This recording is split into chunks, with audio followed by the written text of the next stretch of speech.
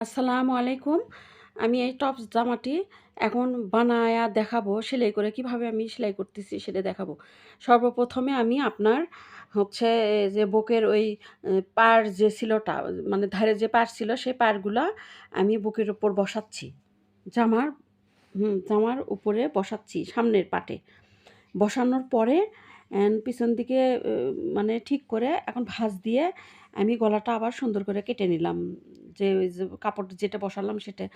আর এখানে একটু ফাড়া থাকবে সেই ফাড়াটা দিয়ে নিলাম। দিয়ে নেওয়ার পরে পেছনেরটাও এরকম করে একটু কেটে নেওয়ার পরে বাস আমি এখন কাঁধটা সেলাই করে নিব। তো কাঁধ সেলাই করে নেওয়ার পরে হ্যাঁ, তার কাঁধ সেলাই হয়ে যাওয়ার পরে এখন ডাবল করে সেলাই দিচ্ছি যে প্রতিটাতে ডাবল করে সেলাই দিলে ভালো হয়।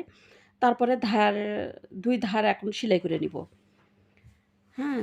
২ ধার সেলাই করে নিয়ে এই যে ২ ধার সেলাই করা হয়ে গেলে এখন আমি সিধা দিকে করে ভাঁজ দিয়ে দেখতেছি যে আসলে মানে ইয়াটা সব ঠিক আছে নাকি। থাকার পরে তারপরে আমি গলাটা সেট করব। এই যে এভাবে গলাটা সেট করব। কারণ গলাটা সেট করলেই হচ্ছে আপনার মানে এই কাজটা অনেক মানে সুন্দর হবে, মানে আগাবে। তো এইভাবে ২ ধার সেলাই করে নিয়ে গলাটা সেলাই করতেছি। করার পরে গলার উপর দিয়ে আরেকটা সেলাই দিব, চাপ সেলাই দিব গলার উপরে।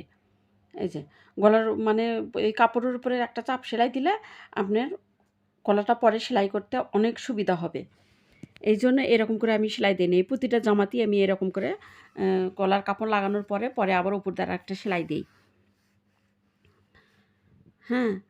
তো এরকম করে এই যে সেলাই দেওয়ার পরে দেখুন আমি হাতাটা মানে সাইজ করে কেটে নিয়ে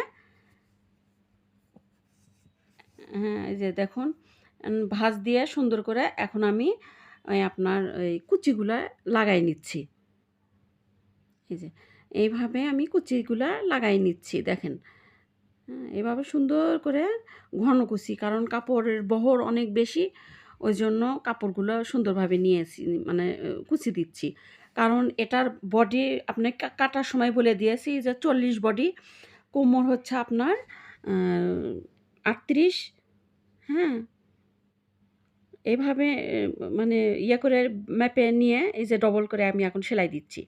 এটা ডবল করে সেলাই দেওয়ার পরে দেখেন আমি এখন সিধা করলাম। সিধা করার পরে হ্যাঁ, খুব সুন্দর একটা মানে ইয়া আছে।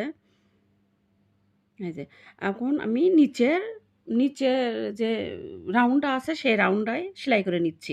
তো রাউন্ডটা সেলাই হয়ে গেলে পরে তো এই জামাটা এখন আপনার সুন্দরভাবে হয়ে গেছে।